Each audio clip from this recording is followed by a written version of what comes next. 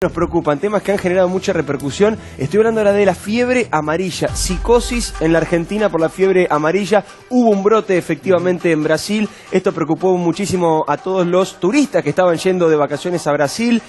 Todo el mundo se quiso ir a vacunar, desaparecieron las vacunas, se agotaron. Gente acampando. Vimos gente acampando, vimos cuadras de cola para poder acceder a la vacuna. Hay mucha preocupación con esto, gente que tiene que viajar ahora, gente que tiene que viajar en los próximos días, gente que ya está allá y que no pudo darse la vacuna porque no encontró la dosis, porque no había ya en la Argentina cuando viajaron. ¿Cuáles son los síntomas? ¿Qué hay que hacer con las vacunas? Todo eso te lo vamos a estar respondiendo hoy, como siempre, con el doctor Claudio Santamaría, que está con nosotros. Y está también de invitado Gonzalo Basile, que es presidente y coordinador regional de América Latina de Médicos del Mundo. Gracias a los dos por venir. No, gracias a vos.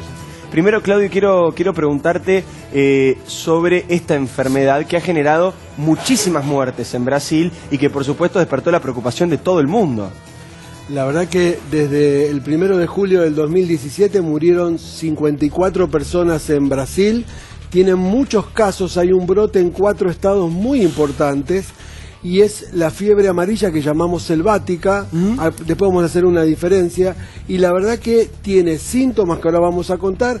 Y hay un porcentaje entre el 15 y el 25% de los que no están vacunados, que cuando la enfermedad empieza a mejorar, empieza con un síndrome, se llama tóxico, hace una insuficiencia renal, una insuficiencia hepática, por eso se pone amarillo, y tiene, de esos que hacen este cuadro, el 50% se mueren. La OMS dice que mueren por año 200.000 personas por año. Es de fiebre. altísimo. A ver, corregime, doctor, si me equivoco, pero una enfermedad que se transmite además en estas condiciones tan comunes, tan cerca de nosotros, que tenga un 50% de tasa de mortalidad, es una tasa alta. El 50% de los que hacen la forma tóxica, sí, no claro, de todos los que se supuesto. enferman. Sí, pero sí. es muy alta, y una cosa, una vez que tenés la enfermedad no tiene tratamiento.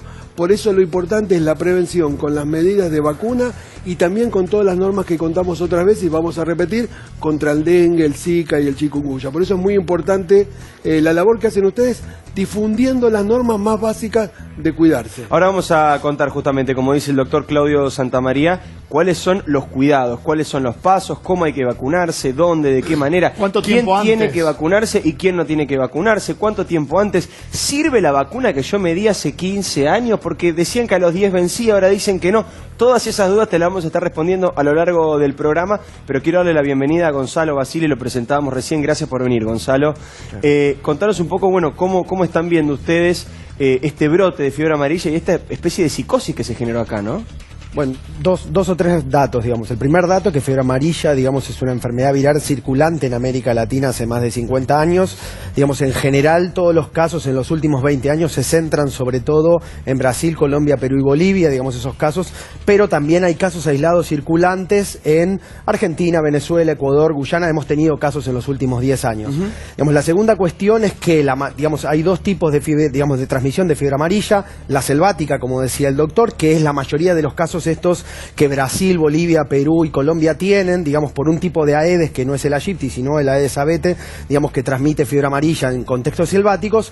Pero la situación del brote en Brasil es diferente porque hay una urbanización, digamos, de fiebre amarilla con transmisión de fiebre amarilla a través del Aedes aegypti, que es el mismo mosquito que transmite dengue, zika y chikungunya. Dos datitos ahí. Una, digamos, no son 50, digamos, no son 100, son 281 muertes que hubo desde diciembre del 2016, que está en la alerta epidemiológica. O sea, claro, exactamente. Desde diciembre del 2016 comienza un brote en Espíritu Santo muy importante, digamos, en un estado de Brasil. Digamos, ahí la curva de casos y la curva de muertes fue muy significativa. Digamos, hoy, digamos, tenemos acumulados 220 casos, digamos, notificados obligatoriamente, pero 281 muertes, con una tasa de letalidad más o menos del 35%. Wow, oficial. es fuerte, los datos que está dando, la verdad que incluso es peor, un poquito peor de lo que estamos diciendo nosotros. Doctor, ¿cuáles son esos cuidados? Vos decías, tips, recomendaciones, cosas a tener en cuenta. Nos gusta hablar de estos temas, nos gusta darlo con claridad para que la gente entienda qué es lo que tiene que hacer para, bueno, no preocuparse, pero sí ocuparse y hacer lo que corresponda. Dos cosas. La prevención pasa, uno, por la vacunación. La vacuna se tiene que dar 10 días antes de viajar, aunque la inmunidad completa, el 99%, se obtiene a los 30 días, pero como mínimo 10 días antes de viajar. ¿Quiénes no tienen que vacunarse? los menores de 9 meses, los mayores de 60 años, las mujeres embarazadas y todos los que tengan la inmunidad comprometida, gente con cáncer, con HIV, grandes quemados. La gente que tenga inmunidad no se puede vacunar porque es una vacuna a virus atenuado. ¿Y esa gente que hace? Repelente. Esa gente, ¿qué hace? Si no hay mosquito, no hay transmisión. Lo que decimos para el dengue, si vas afuera tenés que usar manga larga, pantalón largo, repelente en las zonas expuestas, ropa clara, ¿sí? Muy importante, usar repelentes de larga duración, 6 o 7 horas, o repetirlo cuando estás, si estás en una pileta o en una zona, y a los chicos, a los bebés, ponerle a la noche mosquiteros alrededor de la cuna. Y en las casas lo que tenemos que hacer todos es poner mosquiteros, usar los que usamos insecticidas, espirales, tabletas, aerosoles, muy importante, y muy importante evitar cerca de la casa los lugares donde hay agua estancada, clara, los cacharros que decimos probablemente, porque el mosquito tarda en criarse. Yo te traje acá para mostrarte... O sea, perdóname, Doc, ahora lo mostramos, pero digo, es más o menos para hacer una regla que nos quede bien grabada en la cabeza. Son cuidados similares, más allá de la vacuna, a los que aprendimos a tener con el dengue. Tal cual, lo Zika mismo. y chikungunya, la misma cual. idea, Si te ¿no? proteges contra el Zika, el chikungunya, te proteges contra la fiebre amarilla. Y el mismo mosquito de la Aedes aegypti, en la forma urbana, como dice el doctor, contagia estas 4 enfermedades. Después hay un circuito selvático. Doctor, ¿y en los hospitales hoy uno se presenta y se puede dar la vacuna o hay problema de abastecimiento? Mira, antes de este alerta que dio la Organización Mundial de la Salud para que la gente se vacune, igual hay que recordar un dato muy importante que él decía, hay 47 países en el mundo que tienen fiebre amarilla, 34 en África, 13 en América Central y del Sur. Antes yo fui a Sudáfrica el año pasado, fui a Sanidad de Fronteras y te vacunaban gratis. Y también en vacunatorios. El Estado provee la vacuna gratuita en Sanidad de Fronteras y hoy hay en Capital Federal 9 lugares más que si después querés los decimos dónde y el horario. Sí, a ver, vos estabas justo por mostrar el mosquito, estabas contando cómo era. A ver, que siempre traes elementos que nos ayudan a entender un poco de qué estamos hablando. Mira, el mosquito, por empezar, todos sabemos que es muy chiquito, mide menos de 1 centímetro, ahí hay una lupa, uno chiquitito de verdad, no sé si la cámara ahí lo puede tomar para que se lo giro a los... Ahí está. A ver, ahí está. Yo hice una maqueta grande para poder verla en televisión, que es más fácil. El mosquito tiene 4 ciclos. Empieza con los huevos, que son ovoides, que tienen 1 milímetro. Yo los traje así para que se puedan ver. La segunda fase es una larva, después es una pupa. Estos 3 primeros ciclos son acuáticos. Y después tiene una fase aérea, el mosquito que saca las alas, y vive más o menos 1 mes. La única que pica es la hembra, porque necesita sangre para poner los huevos. ¿Y cómo reconocemos a las hembras? No lo reconocemos. Pero digo, el mosquito macho es vegetariano, se alimenta de néctar. Y en la fase acuática necesitan agua estancada, agua clara, agua turbia, clara, en general, agua clara, ríos, quieta, arroyos. pone en los costados. Si el agua está en movimiento, no pone huevos, porque se lo lleva a la corriente.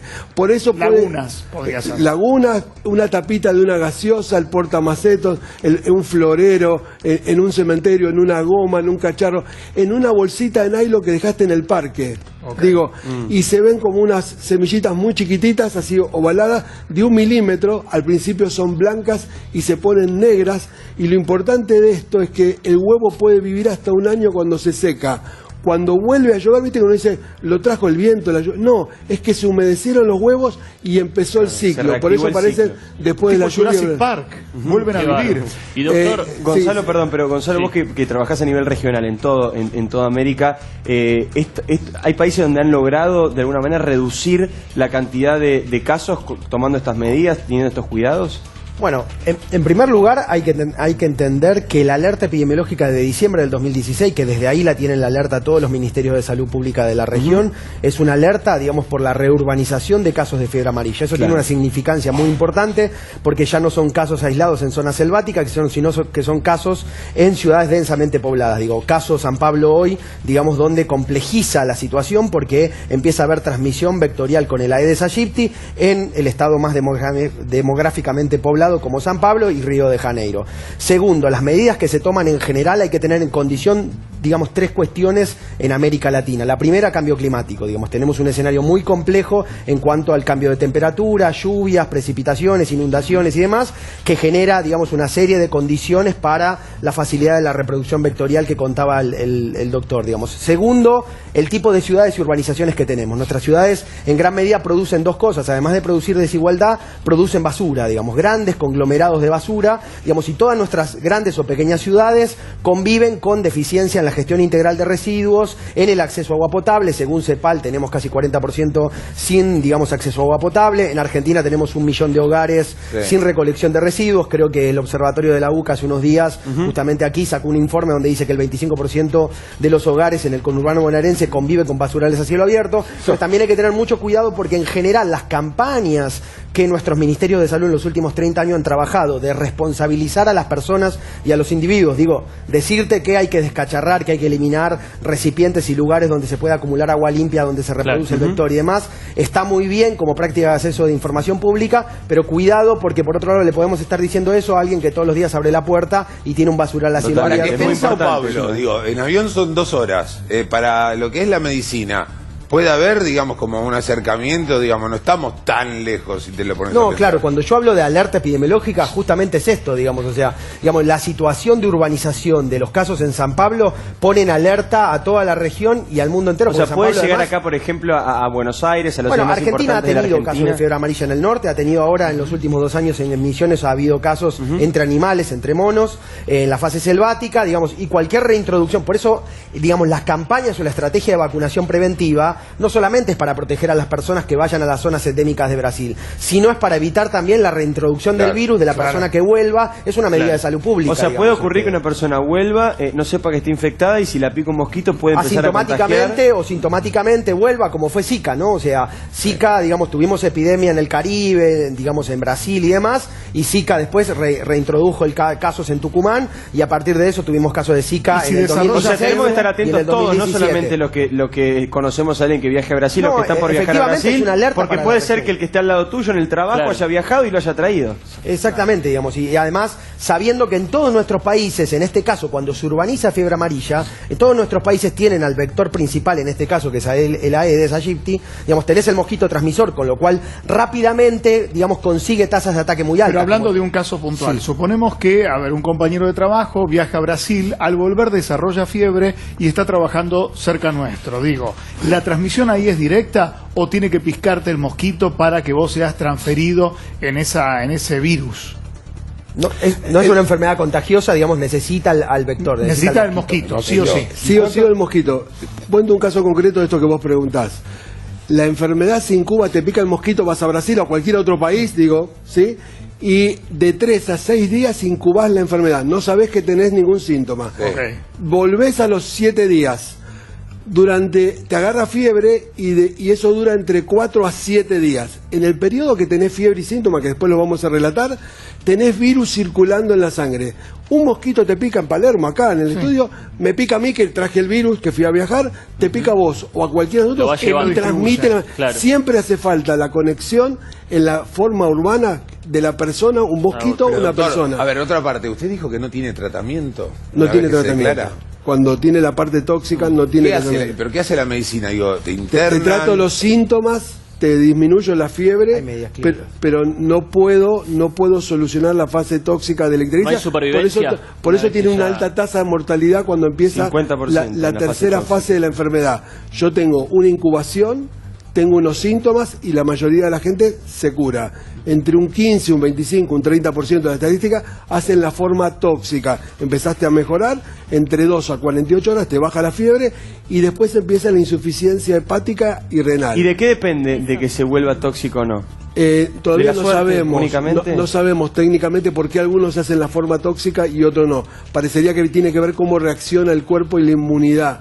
Sí sabemos que si estás vacunado no haces la forma tóxica y no te morís. ¿Cómo es esa etapa de fiebre que nos contaba los dos? Le pido, ¿no? Primero arranco con Gonzalo. ¿Cómo es esa etapa de fiebre que relataba recién el doctor? Bueno, ¿Qué síntomas tiene? En general hay que tener mucho cuidado porque en realidad casi todas estas enfermedades nos generan primero un cuadro febril inespecífico. Claro, ¿Qué son quiere decir parecidas eso? al principio. Que levanta, digamos, fiebre, digamos, una fiebre elevada y alta, con un cuadro de, digamos, de dolores, digamos, artralgias, dolores en el cuerpo, digamos, falta de apetito y algunos pueden tener náuseas y demás. Entonces ese cuadro clínico se puede parecer bastante a otros cuadros clínicos de arbovirosis, ¿no? De dengue, como dengue, zika. Digamos, aunque zika en general el cuadro clínico es mucho más leve, digamos, y genera otro tipo de, y chikungunya también genera un sarpullido que en el caso de fiebre amarilla no.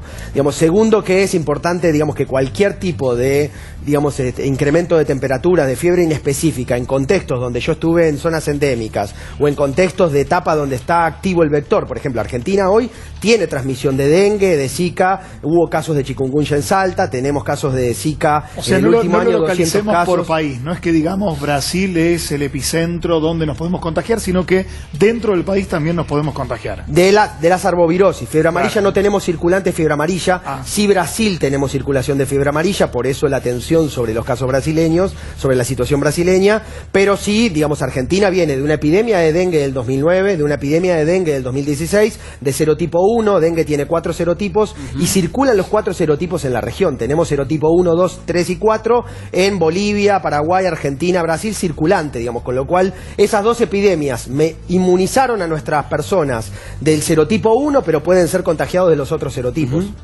¿Claudio? Mira, nosotros ahí en la fundación, con los cartelitos, a ver, sí, hicimos, te voy a mostrar a los chicos para ahí, hicimos un dibujo animado porque preveíamos que iba a haber una epidemia de Zika, de dengue, y le regalamos un dibujo animado a la Fundación Instituto Superior de Ciencias de la Salud, al Ministerio de Educación en diciembre del 2016, para que pasen en todas las escuelas. El dibujito se llama Doctor Microscopio, el síntoma es fiebre, ahora vamos a ver. Ahí está, para que lo paso. El otro síntoma, lo voy a cambiar, señor director, es te agarra dolor de cabeza, ¿sí? Dolor de cabeza. Te agarra cefalea, que llamamos nosotros. Arrancamos con fiebre. Fiebre muy alta. ¿Fiebre cuánto? Eso te iba a preguntar. Arriba de fiebre? No, fiebre. Arriba de 38,5, 39, incluso 40. Apa. Te agarra dolor detrás de los ojos, ¿sí? Te duelen los ojos, ¿sí? Ajá. Ahí tenemos un síntoma poco común, que se puede confundir poco con otros tipos de gripe, por ejemplo. Por eso él decía muy bien que los síntomas generales de todos estos virus son muy parecidos. Después tenés náuseas y vómitos, ¿sí? Te da asco la comida, te da náuseas, tenés vómitos. Y otra cosa muy característica... ¿Viene con falta de apetito también? Es lo que viene, muy bien. Mira. Te duele dolor muscular y en las articulaciones. Estás muy cansado, ¿sí? Y te sentís muy mal. Nosotros llamamos astenia. Estás planchado, diríamos, no aguanto más, estoy fundido. Esos síntomas duran de 3 a 7 días. Es un montón. El 80-90% de la gente mejora, le baja la fiebre, y 24 horas después, 48 como máximo, 2 horas, empezás con los síntomas que llaman la fase tóxica, y ahí empezás con el daño hepático. De hecho se llama fiebre amarilla porque te sube la bilirrubina, claro. ¿sí? Y tenés ictericia, se llama médicamente, te pones amarillo como un canario, tenés insuficiencia del riñón, así piso oscuro, coluria, y la verdad que de esos que hacen la forma tóxica se muere un gran porcentaje, algunos dicen 50%. Puede haber también 30%. ¿Puede haber también vómitos, doctor? Puede haber náuseas, vómitos y a veces también diarrea porque da síntomas digestivos muy importantes. Y volviendo a la vacuna, le quería preguntar, ¿qué pasa con la gente que se acerca hasta estos centros de vacunación, como dicen, por las dudas, como vimos en estos días? ¿Cuáles son los pros y los contras? Personas que no viajan a la región afectada y que igual se acercan. La verdad que la gente que no viaja a la región afectada no se tiene que vacunar porque le quita la posibilidad al que sí lo necesita, o a las regiones, suponete la gente que está en Misiones, en Entre Ríos, donde hay más probabilidad. Claro. Solo tienen que vacunarse los que van a esa región. Y recordemos que la vacuna la da gratis el Ministerio de Salud. Hay 9 lugares nuevos en Capital, que si querés, Diego, ahora te lo digo. También los vacunatorios privados. Con obra social la vacuna vale entre 400 y 500 pesos. Y sin obra social, entre 800 y 1000. Igual, Claudio, en estos días hubo gente que no la conseguía ni pagando, que llegaba, que tenía que hacer cola, que decía, a mí no me importa, yo tengo que viajar, Increíble, la pago, sí. pago lo que sea, y Un tampoco la familiar encontraba. que hacía la cola por ellos durante la noche, se iban cambiando. Bueno, en La Boca, por eso me asombró que había 9 centros para vacunarse, porque en la sede de La Boca llegaban al mediodía para la madrugada del día siguiente a las 6:30 de la mañana y no había ni siquiera baño químico. O sea, estamos dando un mensaje de cuidarnos la salud, pero la gente estaba pernoctando sin ni siquiera un toldo por si lloviera y tampoco un baño Mira, químico. ahí estamos viendo, Luis, las colas Claro. de lo que se vio en Esa los es la últimos sede. días. Nosotros con el móvil estamos recorriendo también en este momento en vivo diferentes lugares y están dando turno también, porque no es que llegás y te vacunás, sino que tenés, Eso que estamos tenés que viendo, sacar turno. Diego, de Sanidad de la Frontera, se vacuna de lunes a viernes de 10 a 15 y en el Hospital Muñiz martes y viernes de 9 a 13. Y hay 5 lugares más para vacunarse. Ahora repasamos, en un ratito repasamos los lugares de manera ordenada, así la gente también puede tomar nota. Gonzalo, ¿querías decir algo? No, básicamente esta cuestión sobre las vacunas, digamos, sobre las campañas de vacunación preventiva o lo que está ocurriendo, ¿no? Que es vacunación espontánea, digamos. Creo que ahí sí, tardíamente, creo que los ministerios de salud de la región, digamos, en general han subestimado, digamos, el alerta que ya existía desde diciembre del 2016, digamos, digamos, ¿por qué? Porque necesitamos en esto sí coordinación entre los ministerios de la región, información pública de acceso público y también medidas de protección, de cuidado, pero también pautas de uso racional de la vacuna, ¿no? O sea, en qué contexto, lo que hizo el ministerio en estos días, digamos, pautar en qué contextos Argentina va a promover digamos, el uso de la vacuna Gonzalo, preventivamente. programas que no ¿Cómo? lleguen ante la inminente epidemia. Digo, no solamente en este caso, nos vamos acostumbrando a que en la medida de la tragedia la situación se transforma en noticia y la noticia se transforma en acción pública. Digo, durante el año, ¿no hay campañas para prevenir sobre esto? Bueno, fiebre amarilla viene como un gran problema de salud pública en Brasil durante todo el año pasado, digamos, si ustedes pueden seguir las noticias. Pero dengue, digamos, yo no vi publicidades, por lo menos efectivamente en ahora las quizás tandas de los las canales. etapas. Sí, digamos, efectivamente creo que más allá de las campañas públicas que, digamos, en Argentina se suelen hacer, sobre todo en el periodo epidémico que va de diciembre a marzo, digamos, casi todo anualmente, efectivamente, digamos, por decirlo, el partido se juega en realidad en la etapa preepidémica, ¿no? O sea, claro, lo que hago antes. interepidemias, digamos, o interprocesos donde hay actividad vectorial, digamos, en el invierno y demás, porque ahí Pero, un poco Gonzalo, sistemas de alerta temprana, sistemas de vigilancia epidemiológica, más allá de las medidas individuales, hay muchas cosas que los sistemas de salud pública tienen que hacer para empezar a enfrentar las enfermedades transmitidas por mosquitos, entendiendo que en el contexto de cambio climático, esto que estamos viendo acá en Brasil, va a empezar mucho más recurrentemente a ser problemas de emergencia de salud Pero pública Gonzalo, para toda la perdóname, región. ¿no debería entonces ser obligatorio para ingresar por lo menos a los estados que tienen problemas, ¿no es cierto?, de Brasil? Digo, que cada turista que vaya a ingresar a Brasil debería tener obligatoriamente dar la vacuna. Esa es una para que no decisión se de cada propague. país, ¿no? O sea, por ejemplo, si uno viaja, digamos, a Sudáfrica, como bien decían, a países de África, Sí. África viene de, por ejemplo, epidemia en Angola, epidemia en Congo, digamos, si vos viajás a Centroamérica, algunos países que eliminaron, digamos, que lograron cortar la transmisión, lo que hacen es, a estos 4 países que yo te decía, Brasil, Bolivia, Perú y Colombia, le van a pedir certificado para entrar al país, digamos, o sea, Pero porque en el pueden caso traer brasileño, la gente de afuera el virus, claro, digamos, no en porque el caso ellos brasileño no te, digamos, pueden no pedirte la certificación porque en realidad, digamos, la transmisión se está dando dentro Claro, del país. el que corre peligro sos vos. Claro, no exactamente. ellos. Y el país de origen, ¿no? Por Porque eso, vos claro. después corres el peligro de que te reintroduzca el virus, digamos, y en Ahora, este algo contexto. muy importante que me comentaban el otro día y quiero, aprovechar que están los dos para consultar si esto es así. Me dijeron que la vacuna tarda en hacer efecto 10 días. O sea que si yo tengo que viajar mañana a Brasil y me la doy hoy, no voy a estar protegido. No, porque es el tiempo que tarda en generar anticuerpos. Igual la cobertura completa es 30 días. 10 días es el tiempo mínimo. Y voy a O sea que contar- si viajo la semana que viene a Brasil y no me vacuné, ya está. No me vacuno a la vuelta, porque total es lo mismo. Porque por ahí la gente se vacuna, piensa que está protegida, entonces por ahí no usa tanto No, repelente, hace no se falta- preocupa y en realidad puede ser peor. 10 días como mínimo para tener una cobertura. Voy a contar algo que él dice claramente, ¿por qué Brasil no está pidiendo? En esto también hay una cuestión económica, vienen los carnavales. Claro, Sí. no le conviene. Digo, habría una repercusión si pide la vacuna. La verdad que sería importante que la gente esté vacunada, porque digo, la probabilidad de que si te enfermas y de tener un caso de mortalidad es importante, no es pequeño el porcentaje. Y también hay una situación que no solo es en Brasil, sino en los países que él cuenta, hay mucha fiebre amarilla, por eso es importante los planes de prevención más globales. ¿sí? ¿Y Es otros importante. lugares, doctor, de Latinoamérica por los que podemos llegar a visitar en vacaciones pueden tener fiebre amarilla? Mira, él contaba 4 países, sé que Sí. son 3 en todo, desde América Central y América del Sur y 34. Perú, Bolivia y Colombia son los países que tienen más Más alta peligro. circulación, pero en contextos sobre todo selváticos. No Ahora, han tenido casos Gonzalo, urbanos, digamos. Y en el específicos. Caribe, por ejemplo, no, perdón, ¿no? Digo, No, en el Caribe hoy no tenemos, Hoy no no tenemos hay. brotes No hay de fiebre casos. amarilla, sí en Centroamérica Sí, en Asia, hay en Sudáfrica. circulación, sí hay circulación. En el Caribe tenemos, digamos, todas las otras arbovirosis, pero no brote de fiebre amarilla. ¿Qué pasaría, digamos, en época escolar, ¿no? Porque tengamos en cuenta que en marzo vuelven las clases, hay mucha gente que se va de vacaciones ahí justito y llega muy sobre la hora de inicio de clases. ¿Qué pasa? Digo, ¿debería ser obligatorio vacunar a los chicos en edad escolar? No, en digamos, sobre fiebre amarilla, Sí. no. A ver, digamos, la vacuna de fiebre, las campañas de preventivas de vacunación se contemplan en cuatro cuestiones.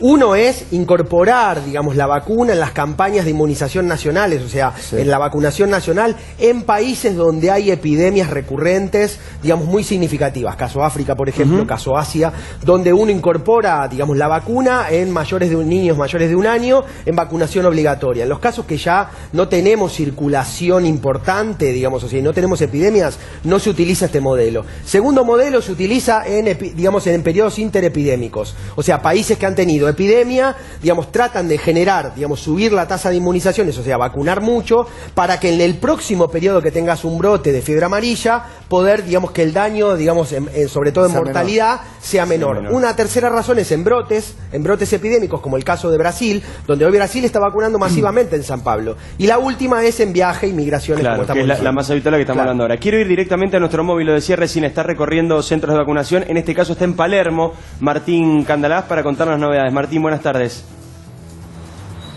¿Qué tal, Diego? Buenas tardes. Efectivamente, estamos en Córdoba y Bonplan, uno de los tantos centros de... Perdón, pido disculpas porque tengo un fuerte retorno de lo que digo yo en la cucaracha, por eso me lo voy a sacar. Pero te contaba, Diego, estamos justamente en el barrio de Palermo, en uno de los centros donde se da esta vacuna, y es impresionante la cola de gente que hubo hasta hace muy poquito. Ahora dejaron entrar algunas de las personas que estaban haciendo esta cola, pero todavía quedan muchas personas que no saben si las van a atender. Nosotros durante toda la mañana estuvimos recorriendo los distintos centros de vacunación que hay y las colas son infernales. Algunas llegan a las 3 cuadras. Hemos hablado con gente que estaba desde las 10 de la noche del día anterior esperando para hacer la cola. La verdad, increíble los testimonios que pudimos encontrar. En este caso, como te decía, estábamos en Córdoba y Bonplan. Este es uno de los centros de vacunación. Acá lo que hacen es dar 100 números, ¿sí?, a la gente que viene acá a vacunarse, y después, claro, quedan todos aquellos que estuvieron desde las 7 de la mañana y que, claro, se entregan los 100 números, después de 5 horas de espera, quieren intentar ser vacunados. En este momento quedan 23 personas acá que quedaron afuera, que no pudieron ser vacunados, y claro, salió recién una persona de adentro de este centro de vacunación y lo que dijo es que hay el lugar para 11, es decir que el resto va a tener que venir mañana.